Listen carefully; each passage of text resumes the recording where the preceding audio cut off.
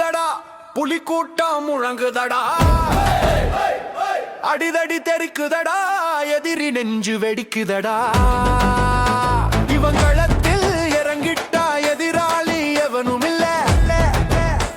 இவன் ஒரு வாக்கு சொல்லிட்டா மறுவாக்கு ஏதும் இல்ல. புலி கொடி பறக்குதடா,